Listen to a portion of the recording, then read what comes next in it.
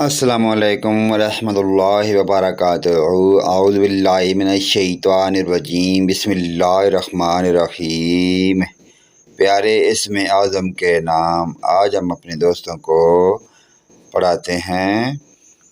اسماء بنت یزید رضی اللہ عنہ سے روایت ہے کہ بے شک نبی اکرم صلی اللہ علیہ وآلہ وسلم نے فرمایا، اللہ تعالیٰ کا اسم اعظم ان دو آیتوں میں ہے، وَإِلَٰهُكُمْ إِلَٰهٌ وَاحِدٌ لَا إِلَٰهَ إِلَّا هُوَ الرَّحْمَٰنُ الرَّحِيمُ الف لام میم اللہ لا الہ الا هو الحی القیوم۔